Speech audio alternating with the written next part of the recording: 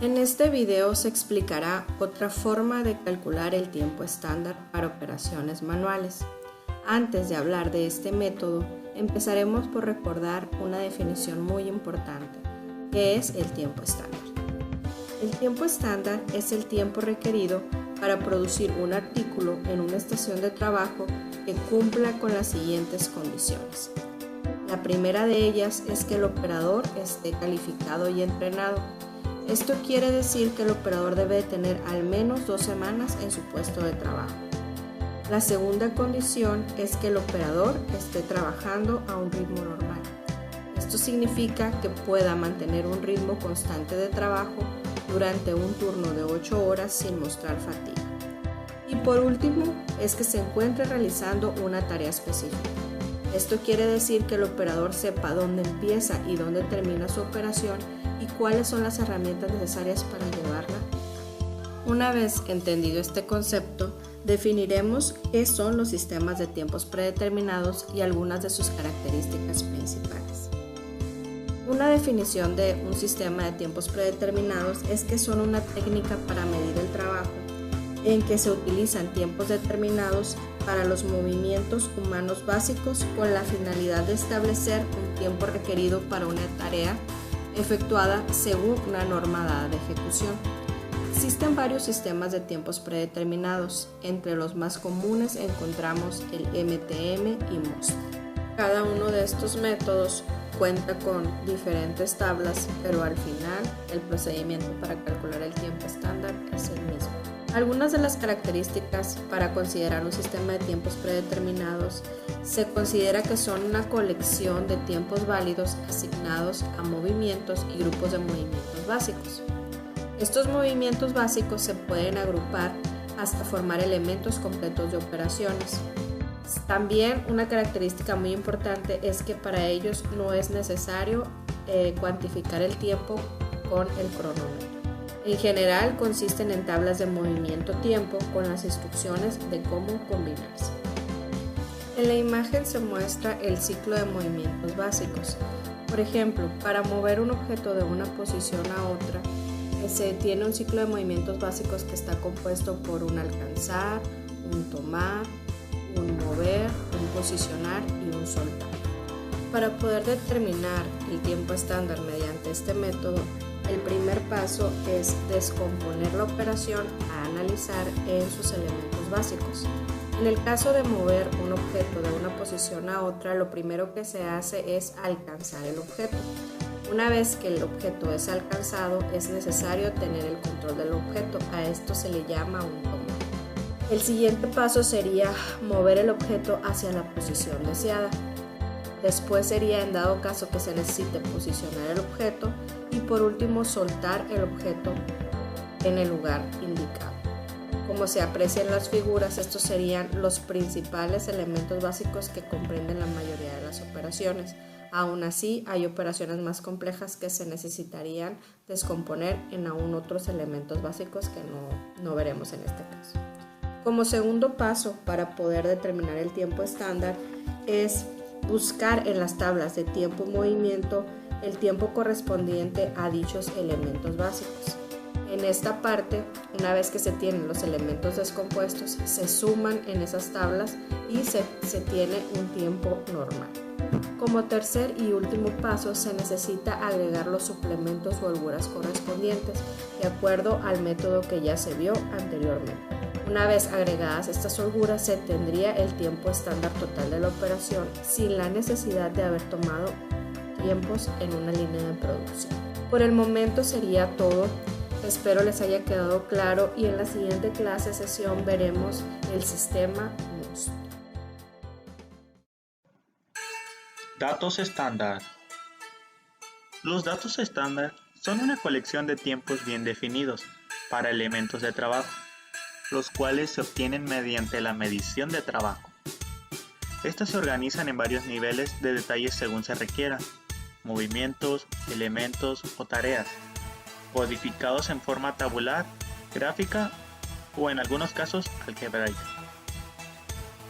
Cuando los datos estándar se identifican claramente, son de gran utilidad para establecer estándares de trabajo. mientras más refinado sea el elemento del dato estándar, más amplio será el rango de uso. El dato estándar de un elemento tiene una aplicación amplia y permite un desarrollo más rápido del estándar que los datos de movimiento. Tenemos como objetivo aplicar los términos relacionados a la reducción de tiempo y eliminar algunos problemas organizacionales y de control dentro de una empresa o industria.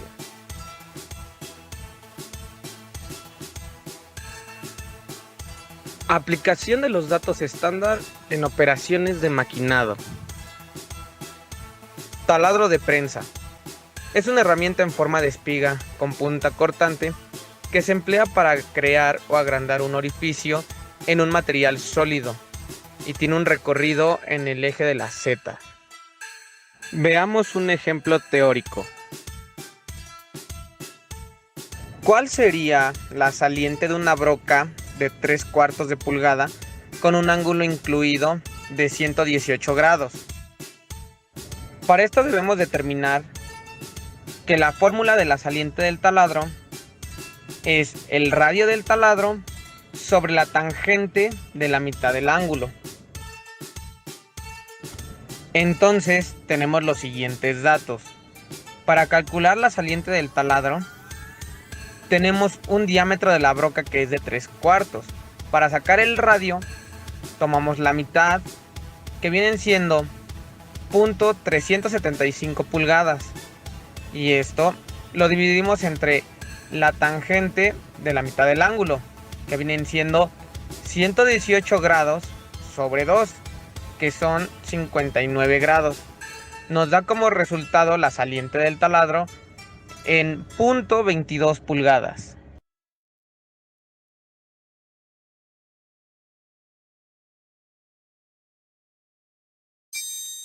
Veamos el torno. Hay muchas clasificaciones con el trabajo en torno. Entre ellas se incluyen el torno de motor, el torno de torreta y el torno automático. Consiste en mecanizar piezas geométricas como cilindros o conos. Al igual que el taladro de prensa, el avance se expresa en milésimas de pulgada por revolución y las velocidades en pies de superficie por minuto. Para determinar el tiempo de corte, se saca con la longitud total del corte dividido entre el avance en pulgadas sobre minuto. Pero para poder usar esta fórmula, primero debemos de sacar el FM, que es el avance que está en pulgadas sobre minuto, el cual consiste en la siguiente fórmula, que es FM igual a 3.82 por el avance en pulgadas sobre revoluciones por el avance en pies superficie sobre minuto, y todo esto dividido en el diámetro de trabajo en pulgadas. Ahora veamos un ejemplo. ¿Cuánto tiempo tomaría tornear 6 pulgadas lineales de una barra que tiene un diámetro de 1 pulgada en un torno revólver que trabaja a 300 pies sobre minuto y avanza a una tasa de 0.005 pulgadas por revolución? Ahora bien, tenemos como datos FM es igual a 3.82 por 3600 pulgadas sobre minuto, que es el avance en pies superficie sobre minuto, multiplicado por 0.005 pulgadas sobre revoluciones, que es el avance en pulgadas sobre revoluciones. Todo eso dividido entre 1 pulgada, que es el diámetro, nos da como resultado 68.76 pulgadas sobre minuto. Teniendo los datos, queremos conocer el tiempo de corte. Entonces T es igual a 6 pulgadas, que viene siendo la longitud de corte, sobre 68.76 pulgadas sobre minuto, que viene siendo el avance en pulgadas sobre minuto, y nos da como resultado el tiempo de corte 0.08 minutos.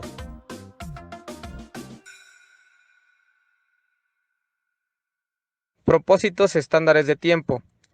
Los tiempos estándar son los tiempos requeridos para realizar una actividad en un proceso de producción, contemplando las deficiencias del operario y todas las posibles causas que provoquen tiempos perdidos. Se toman varias muestras del mismo procedimiento y se saca el tiempo estándar.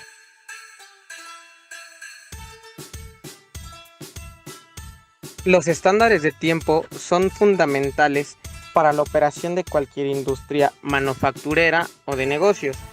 El rendimiento está relacionado con los estándares de tiempo, ya que, como lo dice Meyers, una operación que no sigue estándares de tiempo funciona regularmente a 60% de tiempo en su capacidad, pero aquella que sí utiliza los estándares de tiempo alcanza un rendimiento del 85% o más. Base para la cotización de nuevos productos. Para determinar qué producto vender y obtener una buena ganancia, es necesario calcular los costos de materia prima y contemplar la mano de obra. Conocer los gastos administrativos que se generan en el área de la ingeniería industrial. Determinamos que M mayúscula y P mayúscula como materia prima y M o mayúsculas como mano de obra. Es importante conocer el costo real de la materia prima y de la mano de obra, para así establecer un valor al producto. Los costos anteriores representan un 70% aproximadamente de los costos totales. Una vez que se tienen estos dos costos, en ocasiones se le incrementa un porcentaje a esta cantidad. A esto se le conoce como factor miedo.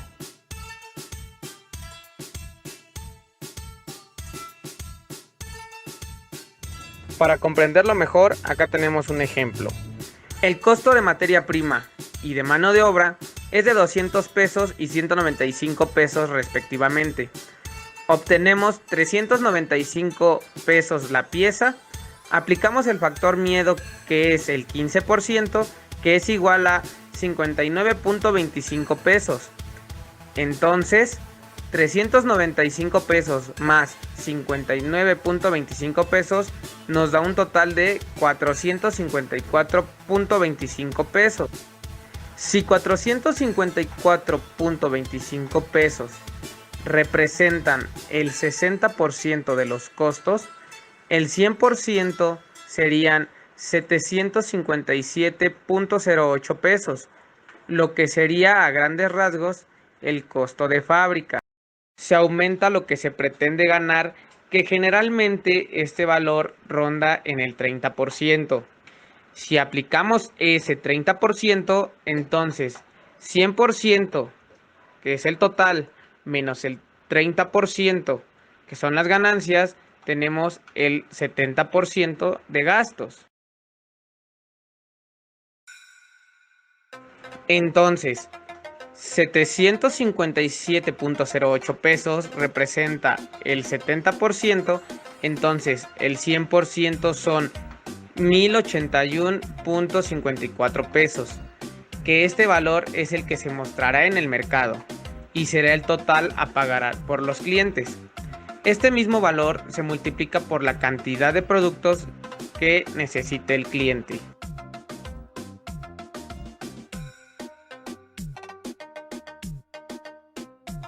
Datos estándares dentro de la simplificación. Algunos de los problemas de las empresas tienen relación directa con los estándares de tiempo. Para ello es importante conocer una aplicación de estos dentro de la organización y los procesos que se siguen. Pongamos este caso como ejemplo.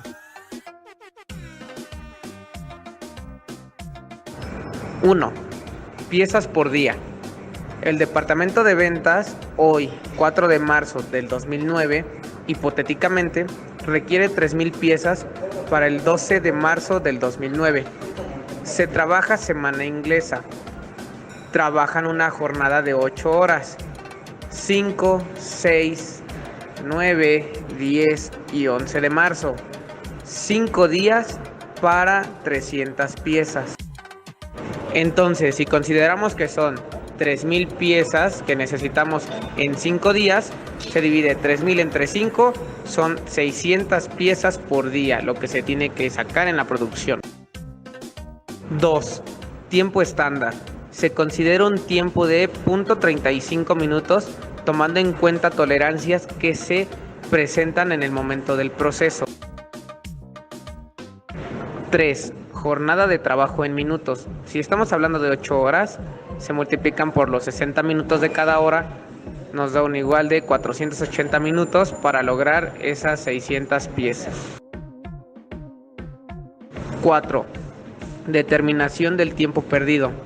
Considerando 1 hora, o sea, 60 minutos de tiempo perdido, entre situaciones que pueden presentarse e incluso tomando en cuenta el descanso de los trabajadores y la fatiga. 5. Determinación del tiempo real de trabajo. Estamos hablando que 480 minutos por todo el día menos 60 minutos que estamos considerando entre descanso de los trabajadores y fatiga es de 420 minutos. 6. Determinación del tiempo al rendimiento de la planta, considerando que la planta tenga un rendimiento del 85%. Entonces, de los 120 minutos por día efectivos, por 0.85 nos da 357 minutos. Determinación del ritmo de la planta. Tomamos en cuenta que son 357 minutos con los que se cuentan sobre las 600 piezas por día. Nos da como resultado 0.595 minutos por unidad. 8. Determinación del número de máquinas. Tenemos un tiempo considerado de 0.35 minutos sobre los minutos por unidad, que es de 0.595. Esto nos da como resultado 0.5882 unidades. Esto viene siendo igual a 1.